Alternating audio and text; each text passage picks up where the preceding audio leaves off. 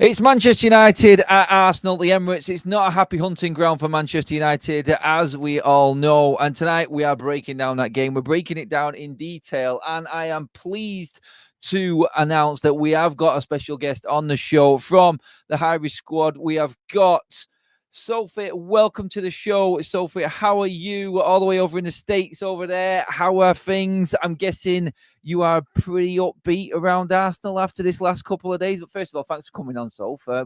How are you overall? I'm all right, Adam. Yeah, stateside right now, but we'll be back for some games in January and February. And firstly, I just wanted to say thank you, of course, for having me on the show.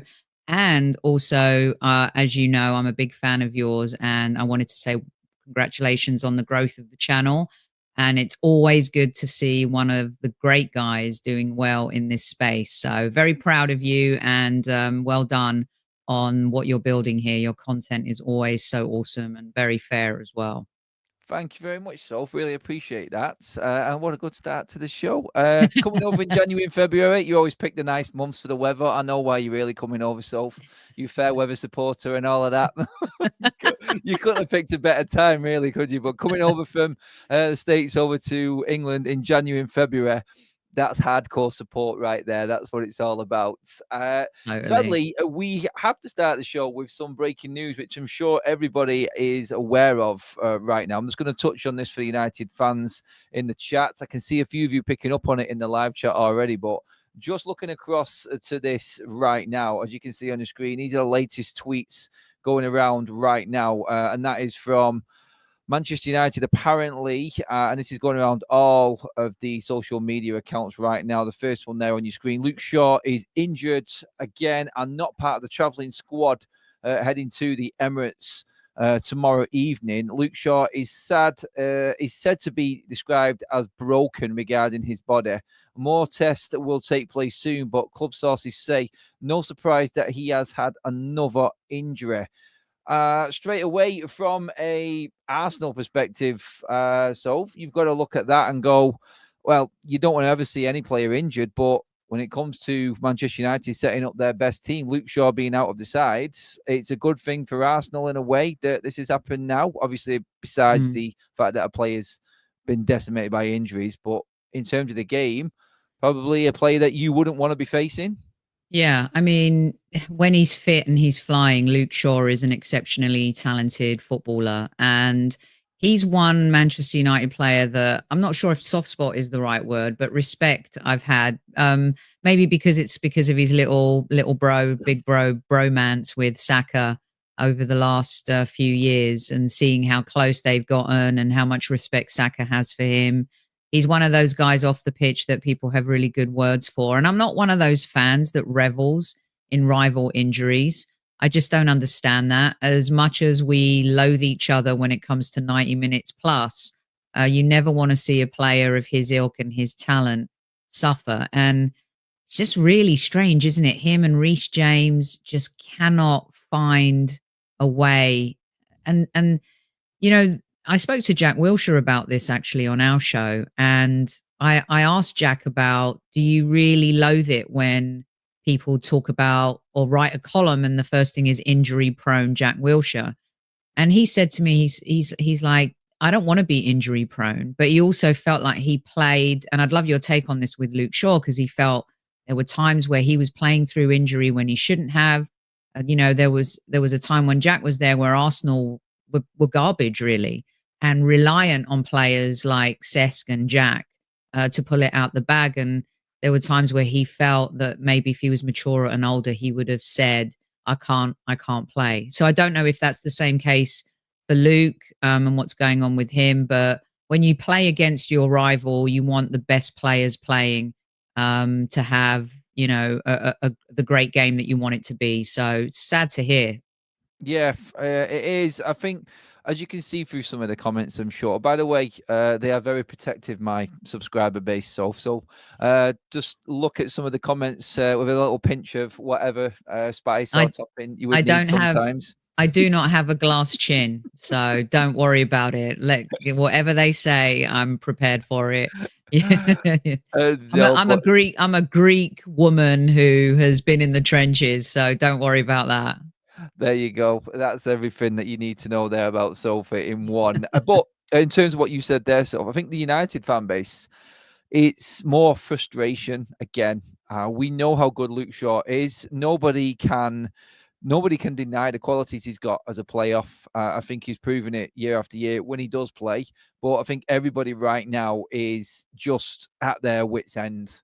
And it comes down in the end to being able to see these players on the pitch and try and criticize them properly for how they play. And the fact that we just cannot, because he keeps on getting injured.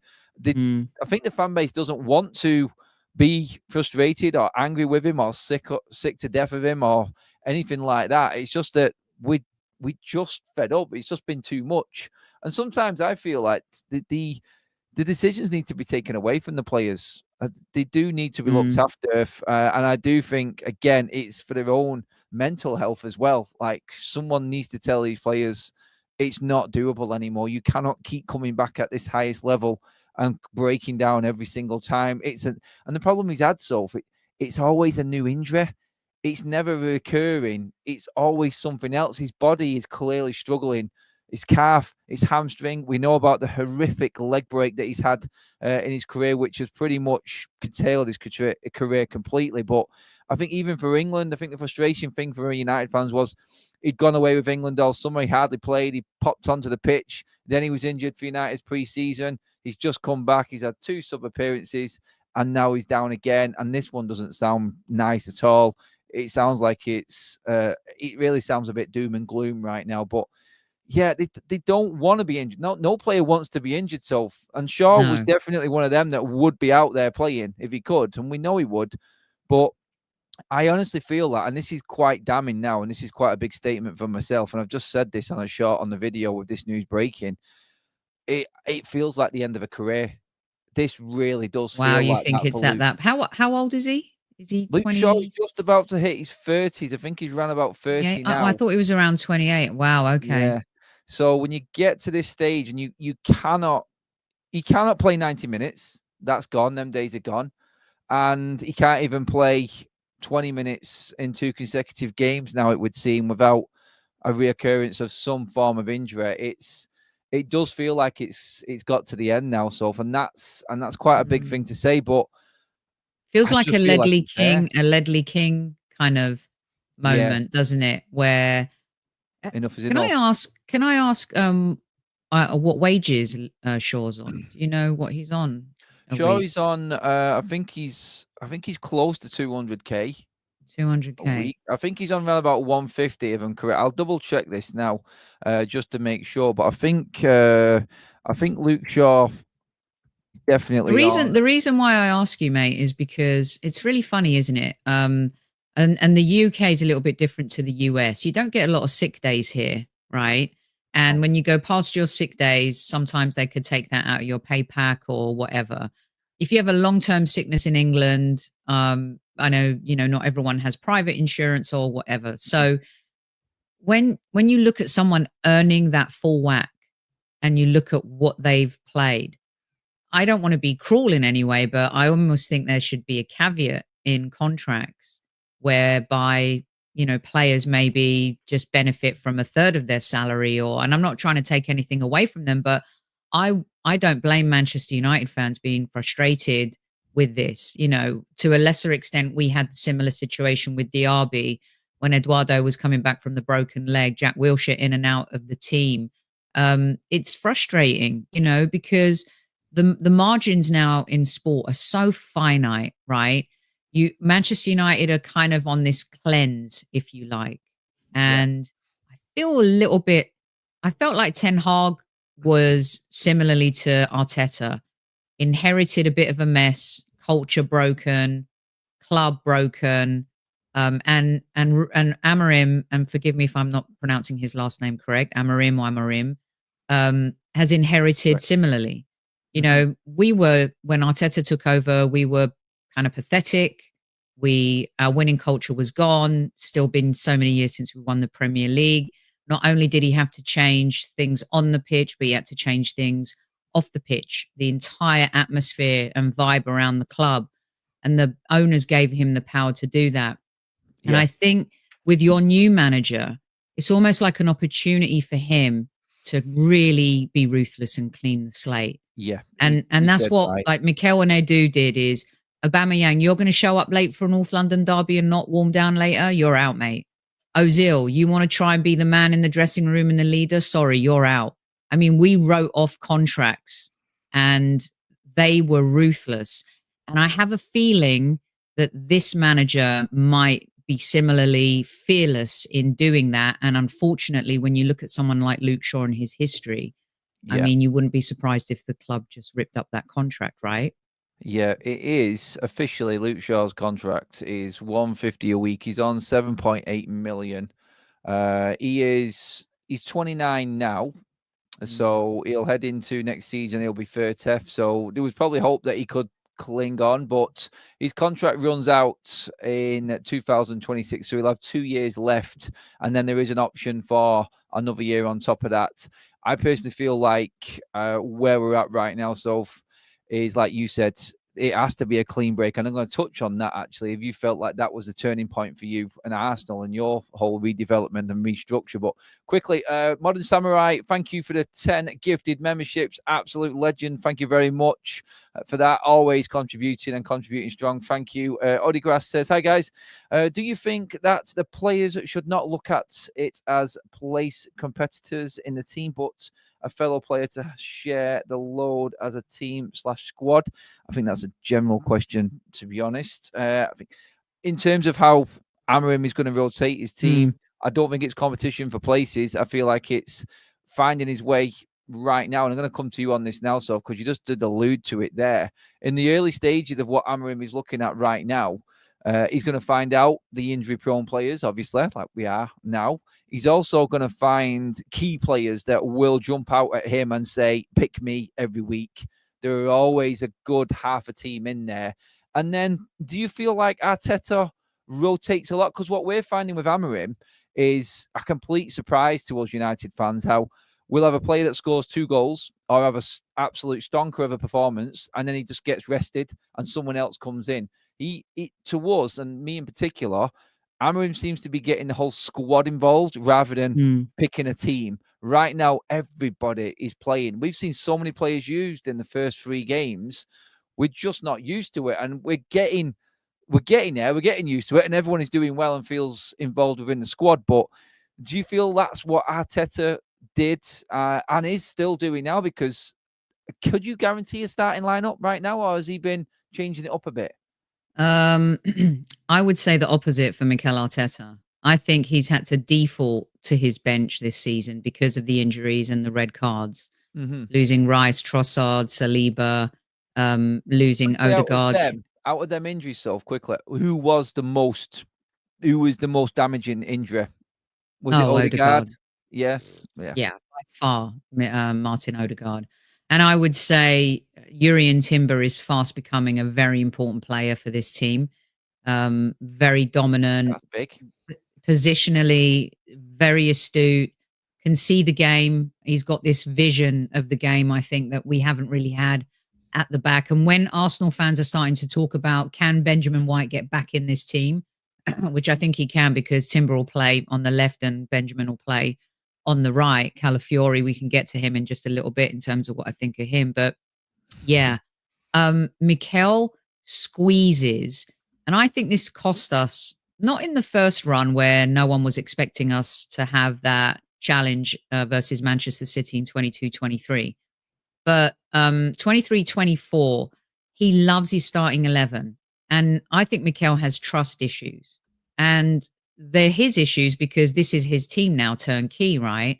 Yeah. But he loves, and maybe he learned that from Pep, like you squeeze so much out of players, and that team was performing so well for him, but he squeezes and he squeezes to the point where, you know, you lose Thomas Partey through injury, you lose Saliba through injury, you lose Tomiyasu. Tomiyasu, I think, might be different. I think he's a bit of a Luke Shaw, might be a bit of a broken player. Mm-hmm. So he was forced into making those changes this season. And when he's forced into that, he doesn't take risks, let alone calculated risks. A lot of Arsenal fans wanted to see more of Waneri in the absence of Odegaard. Why not?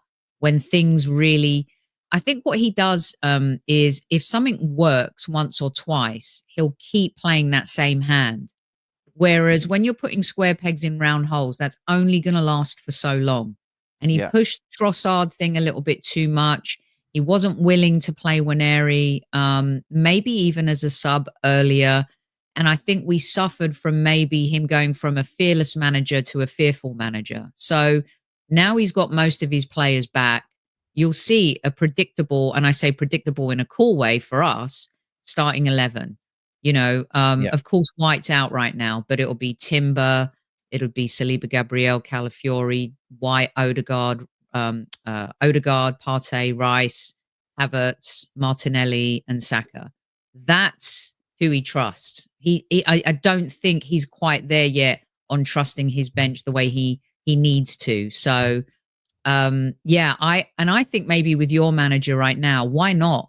He's got a bit of a free pass in the league. And he needs to understand and test these players at that level in big games. You can say all you want about how crap Everton are. You still have to go out there and play them. Same thing with us saying, oh, West Ham are crap. We still scored 5 goals past them. You still scored 4 goals. A team that's been struggling to find an identity. And so I'm not surprised that he's testing the way he is, Adam. And if I were him at this point, when he has nothing to lose and he's got love coupons on his side, I would do the same as well. Yeah, I think you said it well there in terms of how Arteta attacked it. They learn from their past experiences, don't they, these managers and these coaches? I think he does have that same intensity and plays a very similar way to what Pep does. I think he's tried to put his own spin on it, and that has come across. I've said this to many Arsenal fans right now. I said it to a couple this week alone in building up to this game. Do you feel like chasing Liverpool down is better for you than chasing Manchester City, even though Liverpool are further away? Do you feel like you've got a better chance with the title? Because honestly, Sophie, if I'm not just saying this because I'm not going to rub it in with you. I think you're the fairest Arsenal fan that I've ever spoken to, as always. But if United do somehow win tomorrow, I will be welcoming Arsenal into the top 4 race. And I think that's you done for the title. If you don't win tomorrow, I think it's too much with the way that these leagues are going right now. I don't know how you feel. You may feel more confident being in and amongst it there with Arsenal. And from the outside, it just looks that way.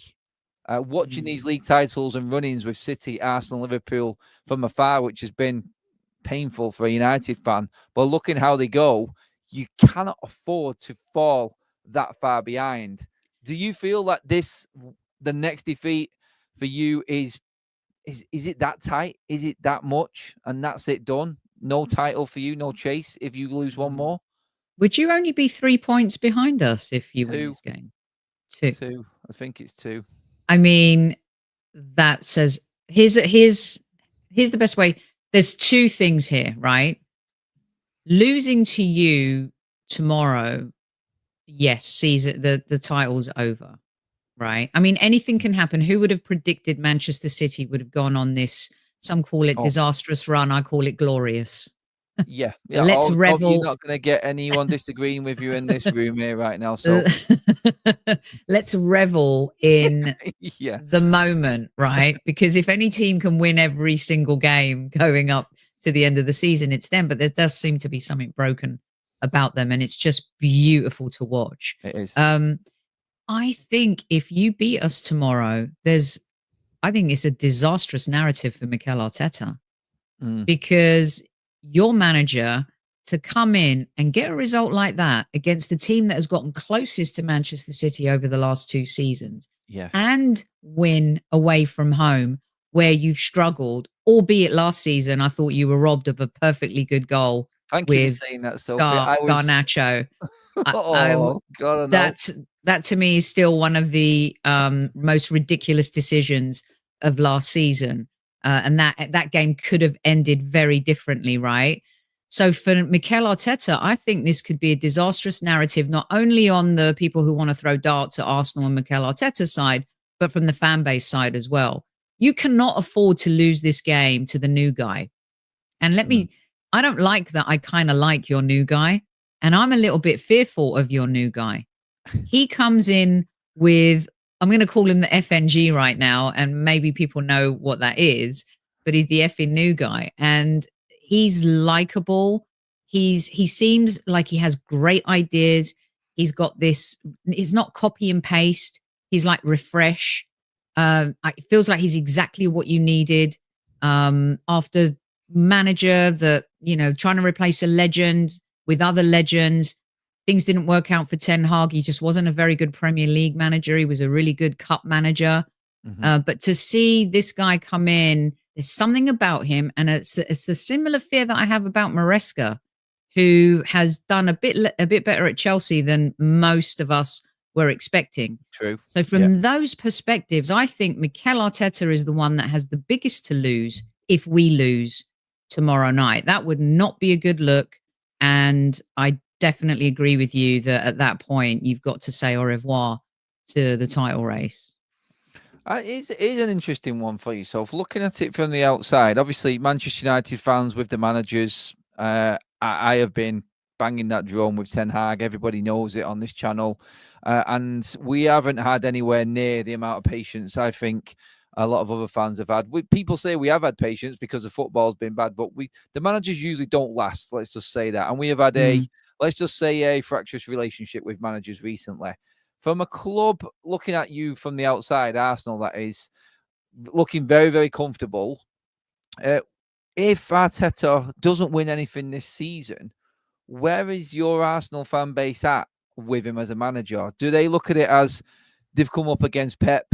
Or no, we need to see him get better. We need to see him get over the line to get a trophy to feel like he is the man going forward. How do you look at it? If he doesn't win anything again, are you going to start looking elsewhere? Is the question going to be asked? I think the fans and a large portion of the fans will, but the owners will not. They believe, and I've, on the tours, on the US tours and stuff like that, I had a conversation with Josh Kroenke in the summer and, a couple of people at the club, and you get the sense that they believe in him. He's their guy for now, because eventually every businessman wants ROI, right? And if you're delivering ROI monetarily, owners are okay with that. And I do think the Kroenkes to some extent are okay with that. But at some point, when you look at what they've won on, and some Arsenal fans really hate it when I compare what they've won in the States with the Rams and the Avalanche and the Nuggets. They've won the NBA, they've won the NHL, they've won the NFL. They do have a pedigree to build sports teams for success.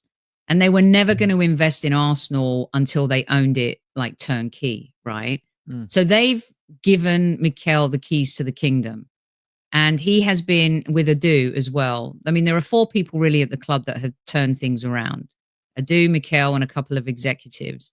And you would think at this point, if he was the manager of a Chelsea or a Man United, maybe not Liverpool, I don't know. They stick with their managers a little bit longer, but he would be out of a job. You would even say right now, if Pep was Chelsea manager, he'd be out of a job. At some point, the monetization part is one thing, but the glory part is another. And the glory part these days leans more towards fans than owners. It's really kind of horrible how football's become all about money for us Generation Xers especially. But the reality is that it is. But I think he goes unscathed this season. I would say next season, ownership-wise, if he doesn't deliver, then maybe he's on the hot seat. For this season, if he doesn't deliver, he's certainly on the hot seat where fans are concerned. He won an FA Cup with Emery's half team. Ten Hag won more than Mikel and lost his job. What saved Mikel is the progression in the Premier League.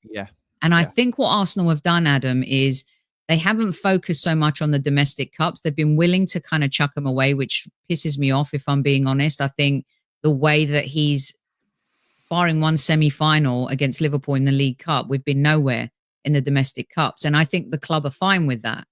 But I've got a great question for you on that there then. So actually, if you finished 3rd or 4th and you was 15 points away from the title, say for instance, it didn't go well, but you won the FA Cup and was in the Champions League, would you be happy with that? I mean, I come from a generation where winning trophies is everything. And the FA Cup, you know, your team, my team, we've won it the most of anyone. I think we're at that phase at a club where we need a little bit more than that. Would I be happy winning the FA Cup? Yes. But I think that Arsenal's European pedigree is average. We don't even compare to you. We don't even compare to Chelsea. Last time we won a European trophy was 30 years ago. I thought we had an opportunity last season against Bayern Munich. We blew that. Mentally, I think in big moments, we're still weak. We still have to show that kind of mental strength. So I think it's a little bit, there's more at stake for Arsenal Football Club. For me personally, I'd love to win the FA Cup. But if you end up finishing 15 points behind Arne Slot in his first season, and trust me, I've defended Arteta on this one because Arne Slot inherited, 4 world-class players, a spine, a team that was challenging, albeit fell away being 5 points clear. Yeah. You know what I mean? Arteta and Ruben and Eric inherited disasters. Arne Slot's literally slotted into a built-in team that can win a league. But with that said, what it looks like on the outside is you cannot regress that much. You cannot be challenging and being bigged up like that. And then the next season fall 15 points behind. And also, what about Chelsea? You fall behind Maresca and Chelsea? Oof, that's a tough pill to swallow. Yeah, actually, when we're going to get into the game now in the teams and everything, but we just talked Premier League and FA Cup there. If you had to choose, Soph, because obviously the FA Cup draw was made last night, and we got you guys again away from home. Bloody hell. FA Cup beat United, Premier League beat United. If you had to choose one, which way would you go? I want to beat you in the Premier League. Oh, no, don't. I want the Premier League. You're supposed to say the FA Cup. I said, because we've won 2 domestic cups in the last 2 seasons, I'm ready for Champions League now. I can leave that there. I can leave the domestic cups. Obviously, I think our push has to be Europa League, ideally. Guaranteed spot into the Champions League. And the biggest team in it is Spurs, realistically. So we cannot win that. Then you call them a big team?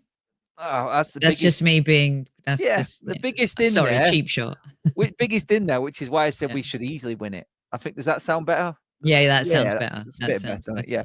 But like we have won the domestic cup. So we're moving on from that. I think most United fans are where you are, or where you was, when Arteta took over. The progression in the style of play of the team and moving up that league and getting close to the top teams is exactly where this fan base wants to be now in the next couple of seasons. If we didn't win a trophy, I don't think anyone's going to be too fussed. I think it's going to be a case of we can see what's happening rather than potluck, goal of the month contenders every single week to try and get us over the line, and just having these one-off games against big teams here and there like Liverpool and City last season.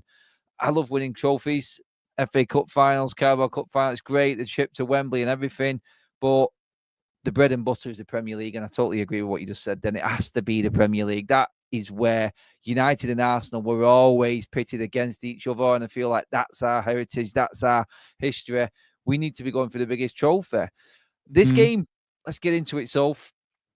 Your team is going to be, can you pretty much guess who Arsenal are going to line up with? Is it going to be similar? Is there any concerns that you can give us a bit of hope in telling us that are not going to be playing? There's a bit of a question mark against Gabriel at the back, Thomas Partey as well, and that's pretty much it. And I think there'll be a toss-up between does he start Martinelli or Trossard. I have a feeling he'll start Martinelli against you. I thought Martinelli was really good against you at home last season, probably one of our better players, caused you a lot of problems. So Gabriel's a bit of a beast. He did go off early in that game. He was subbed in the last 2 games. He's so important to us, especially from set pieces. So I would say the 2 players are Partey and Gabriel. If you were gonna, and look, you say like the hope. The last time we spoke about this game, I'll never forget it. Last season, I was asking you, where do you think you can hurt us? Where do you think? You know, that we can't take out, and you literally just put your hands up. You go, Soph, you'll hurt us everywhere. That I can nip this in the bud in like 20 seconds. think it's a little bit of a different story this time around. It is. I was telling you, I remember the question. I was thinking in the show you might bring that up actually. Well, you did beat us in first gear at Old Trafford. It was the worst game that I've ever seen United and Arsenal play out. I mean, Arsenal looked knackered. United were just poor, and it was like, can we just get this over with, please? That's how it felt. But The going in weather that, was like, really shite as well, wasn't it? The weather was just so bad. it was horrendous. It really was bad.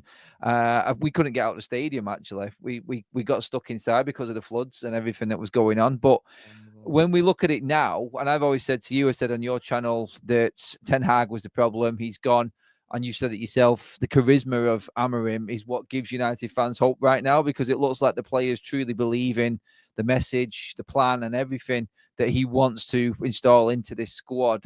It does give you the belief. And it's like, we are now missing Luke Shaw, I think Johnny Evans, we've got Mainu out injured, we've got Lisandro Martinez out suspended as well. Sorry, Lisandro and Mainu are both suspended, Evans and Shaw both out injured, and we're still not overly concerned. And that is a massive turnaround from where we was just back in last spring and that game that you were just discussing there at our place. I feel like that is just solely down to the coach. It is with me anyway. And I've been arguing with every single Manchester United fan, and everyone in the chat will vouch me on this. I've been saying that we will make top four still, even if we lose these games. I mean, Sophie, listen to this.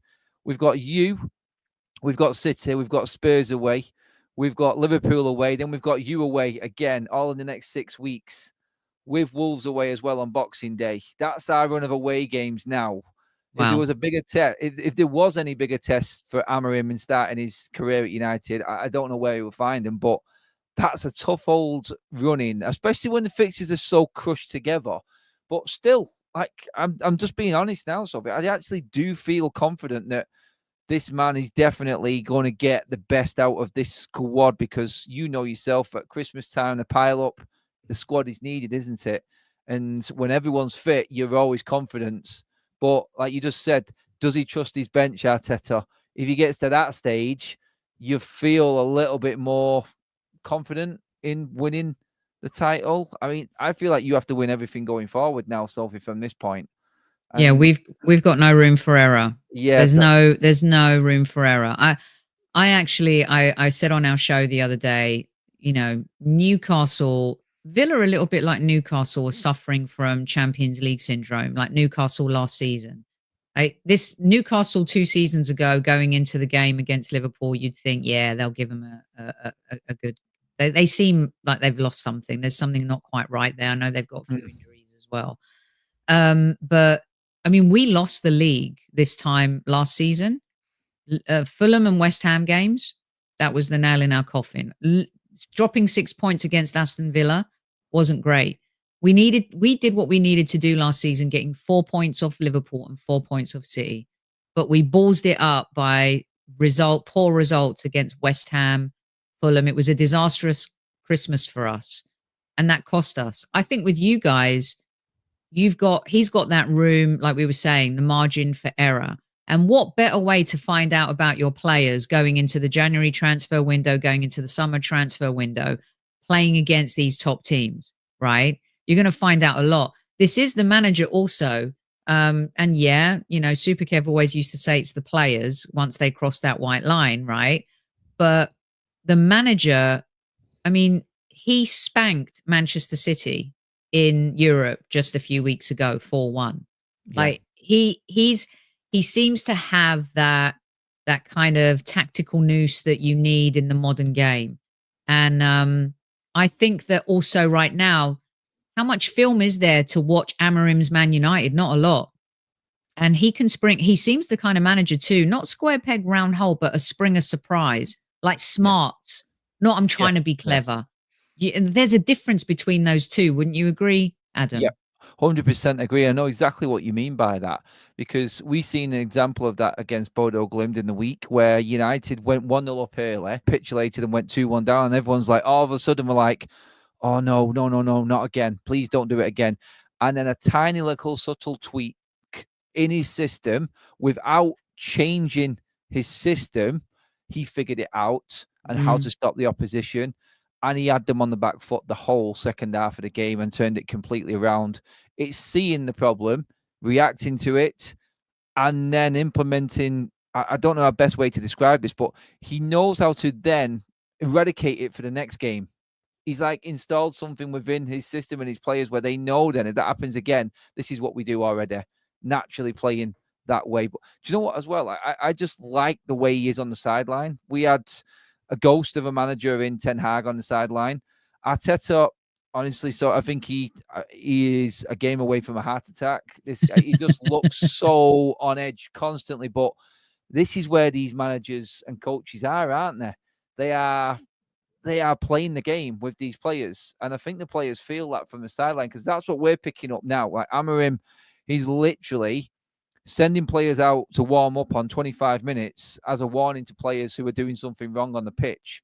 He's making little things happen constantly on the sideline. Yeah. What was the gloves thing about? Was the gloves thing blown up? Because that seemed to me like maybe the media blowing something up that... I don't think it was a case of Amorim telling Rashford to take the gloves off. The biggest thing that was blowing up was Rashford's attitude where he could have just passed his gloves to the guy next to him. Instead, he threw him on the floor and made him pick them up. Right. So it was a Rashford attitude thing rather than an Amorim telling him to take his gloves off. I don't think he's that type of man. As long as you run on the pitch for him and you're doing your job, I don't think he cares what you do. And I think he made that clear in the Gary Neville interview about the players that went on holiday over the international break. It wouldn't happen with him because he would have told them that they weren't going. The club, on the other hand, didn't say don't go, so the players do what they want. It's like a nursery. You're telling the children what to play with, what to do, and this is what you have in Manchester United. They need telling, and I think he understands the modern game more. And I think with him being so young as well, I think this is the way that football is going. I think the younger managers are getting more out of these players these days. I think there's an understanding there, and I think we're seeing this now with the likes of Arteta, Maresca. We're getting, obviously, Amorim coming through. I can't remember the manager's name at Brighton. Hertzler. That was the one. Yeah. He is the youngest manager in Premier League history, and you can see the players. There's a relation there, isn't there? And that's what it is. Let's get into it. We sort of sidetracked a bit there. Yeah, no. Threats and worries for you from the United side, Sophie. Who are you looking at as a threat and a danger for Arsenal? So I had a question for you, which I think you've answered, though, because I noticed Rasmus was on the bench and not used in your last game. Is that, again, just kind of a Amorim surprise by design versus anything? I think he'll play tomorrow. I think he will play tomorrow. I think he is the type of striker that will probably give Saliba and Gabriel more problems. I think Saliba and Gabriel don't mind the physical battle, which is what Xerxes will bring. But Rasmus Højlund is lightning quick, and he can fight and turn. And I think that's probably what he wants in this. If Arsenal do play high, you're going to need someone who can actually get in behind. This was the whole thing with Rashford, Sophie, as well, in terms of does he start Rashford? Because he always does well against Arsenal, especially at the Emirates. I don't think he will, I don't think he will. I think he'll play Mason Mount. In that last game, I mean, he got the first goal the last season when we played at the Emirates. Both last games, yeah. Yeah, and he burst off the flank and cut in. It was a beautiful finish. Ramsdale tip save didn't quite get there. And I always worry about Rashford. I always worry about Manchester United. I was at the Old Trafford game. I think it was the beginning of the 22-23 season where you somehow ended beating us 3-1. I'm like, how did that just happen? We're in total control of this game. And it was earlier. It was when Arteta kind of went on to figure it out that season. We're in total control of the game. You remember that game? I do. There was the dubious Odegaard, foul. Yeah. But then in the second half, he made 3 or 4 subs at the same time, Arteta, which was really, a bit juvenile managing. And there was a lot of that. But then Bruno, I think, took over that game, and we were playing such a high line. It was a disaster, right? So I'm always worried, and I didn't think that you deserved to lose last season. A lot of Arsenal fans might want to throw me pelters, but that game last season was very even. And like I said at the top of the show, a harsh disallowed goal that I think would have resulted in you going on to win that game Yeah, 2-1. true. And so Garnacho worries me. Rashford always worries me. You never know what Bruno can do. He can split a pass, split a defense in a heartbeat, get a wonder goal. I do think we've got a good chance against your defense. Mhm. Maybe that's your weakest spot. But I also think that somehow you're figuring it out in midfield, although now you're missing the young stud in this match, which is a shame. Mm. Because McCollum. I mean, you know, again, I think that you want to see the best players play. He was brilliant in your game against Everton, and then there's another play if you lost to suspension, right? Lissandro. Yeah, Martinez. And that's massive for Mm. us, right? So, but I do still think you're dangerous, and I think because your manager is still new to the league, I think Arteta needs to be ready for a little bit of a surprise, and a manager who's already shown that he's smart to tweak things in game. There's one criticism Arsenal fans have of Mikel Arteta is that he doesn't make changes quick enough, and when he does, is it just sub for sub, or are you really tweaking the game to go to a plan B? Yeah, that's one thing that we have been in love with Ruben Amorim. I think he's had 5 substitutes made with 15 minutes to go in 2 of his games already this season. He makes substitutes bang on 55 minutes to freshen things up in a certain position every single time, and it's always a double substitution on 55 minutes. It's something we just not seen before. But if he picks up on anything or any player off it, he makes the substitution. So in-game management, Amorim is definitely up there and definitely utilises his bench on that side of things. I agree with your threats. I do believe that there are players in Manchester United's side. Watch out for Ahmad as well, Sophie. He is the man on the mission right now. Ahmad on the. Is he playing? I thought he was suspended. No, that's No? Kobe Mainu. Oh, Kobe Mainu. Right. Yeah, we That's just who I spoke thought, about him. So Yes, had a long night, but yeah, I mean Mainu, what a player, and yeah, yeah, but this Ahmad kid, is lightning. it, He's just ridiculous, and it's actually just come out that Ten Hag was actually holding him back because of a fallout. So that's terrible. we are loving the fact that Ten Hag has gone, and we've got Ruben Amorim in now because he is already lined up to sign his new contract, and everything is going well. So for us and your threat, I would definitely say Ahmad and Rashford. So Ahmad and Rasmus Højlund, I think, are the ones to look out for. But don't. Adam, watch him target Calafiori. Is I'm Calafiori going to play? You were going to talk about him, weren't you? Yeah, I'm pretty sure Calafiori will play. He's back from his injury, but Do you rate him? No. I do. I rate him highly. I think he's going to be a really good defender. I wanted him. Oh, in the summer. he's touch, moving the ball forward. He's got a special goal in him, like we saw against City. But it's the way he kind of connects his space with the midfield. But he's got a little Zinchenko in him right now, and his pace. He's an Italian defender that has that statuesque Italian style, but right now trying to get up to speed with the game in England. He lacks a little bit of pace, and I wouldn't be surprised if your gaffer saw that goal against West Ham, West Ham's first goal, which some people blame Trossard for not tracking back, but the space that was available on that side, Calafiori, I think, was responsible for that. And I've seen that a little bit in him in a few games. It wouldn't surprise me if Amorim targets Calafiori when you guys are on that counter. That's what worries me. Yeah. I think you guys I get are really, so far under him, from what I've seen, that the counter attack is pretty fierce. And so that side bothers me. It is. And our biggest threat going forward are our wing backs. The wing backs are his focal point when it comes to attack. The 10s and the 9 do their job, but the space is always with the wing backs. That's where United have done most of their damage so far under Amorim. So Arteta will obviously be aware of that. But I need to ask you, we're going to get into score predictions and how we think this is going to go, Sophie. But I had a question I wanted to ask you. Where Arsenal are at right now, and obviously this may sound stupid to a lot of Arsenal fans, but you are where you are. You've been challenging the last 2 seasons. If there was one Manchester United player you could take right now and squeeze him into your side to give you that little bit of an extra edge, who would it be? That's a really good question.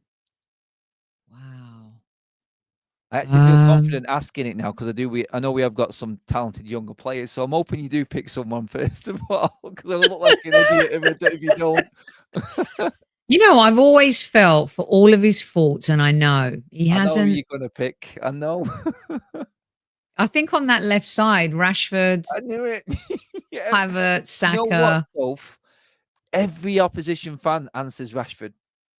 They do. Yeah, I mean, but I'd Like, take Kobe. I'd take Manu. I'd take yeah. Ahmad. I mean, you could tell like those two players are going to be in that Manchester United team for years to come. If Mm, they, touch wood, they stay fit. You want to see young players like that just prosper. They're really fun to watch. yeah. So those three for me is what I take. Yeah. I think right now. No. And by the way, I feel like I mean, I've got to big up, if Odegaard gets this game under his skin and, puts his, greatest showman outfit on, it could be dazzling from him at home. Having him back is amazing. We're lucky to have a play like that. I feel like we stole him from Real Madrid. Saka is just a special player that I think a lot of fans at other clubs respect too, just the way he handles himself. He's not a showboater. He's a good kid. He does good things. He keeps his head on his shoulders. He doesn't go off and traipse here and traipse there. Those two players, if they're on song tomorrow, and Timber, as I said, very important, and Thomas Partey has actually been one of our better midfielders He so has far he's this done well, hasn't season. Yeah, he's really done well. It's a contract year. he? Oh, we know all about that at our club as well. There's some players that are turning to world beaters on that one, aren't they? I mean, last time Marcus Rashford had a good season, 30 goals in a season. Yeah, it was contract year. It Yeah. always was. I It mean, I always is. picked Rashford only because I think, and I know there's probably your chats going, sell a Rashford right away. We see players resurgent after a new manager, right? I'm not saying Yeah. I want him. You asked me who, but when his head's right and he plays well, he's a good player. 2 I think there's starts, been 3 goals, Sophie, on the Amorim. this. Watch out. Let's just see what happens, right? You could all be eating crow in a few weeks. We'll see. Yeah. No, it could well be. I know. Do you know what? I would gladly take the L on that. I do that with everybody. I am humble enough to actually accept that I was wrong in certain opinions. I was never wrong with Ten Hag, though. I'm telling you right now. I knew that man was not right for United after that first season when he used an excuse that was an overachieving season when United finished third. I thought, you cannot say that. And no, I was onto that one. But score predictions, so before we finish up, let's get into this. How confident are you? I know you've had your fears and you've talked about United's problems we could cause you, but what is your gut saying? What are you saying for the result? I'm actually look. You know me. I wear my heart on my sleeve. I'm a little bit worried. Some Arsenal fans were worried about Forest and then going into West Ham. I'm like, no, no, no, no. Man United with the shiny new toy worries me. So, and by the way, I ate crow on David Raya. I couldn't have been more wrong about that. Oh my God. So you're not alone. Yeah. I don't want to go for a 2-2 because it's like, oh, boring. I'm going to say 2-1 to us or 3-2. Okay, yeah. But I think it's going to be a great game. And I don't want to sit here and say I'm super confident because this is the first game of the season where I'm feeling like, oof, yeah, I'm a bit worried. Yeah, no. I think it will be close either way. I've gone for a draw myself. I've gone right on the fence after all of the big up and United finishing fourth and going for it again. I've just gone and got splinters straight out. Arsenal is a tough game for us every single time. We could be playing well, Sophie, and going to the Emirates has always been hard work. You know that.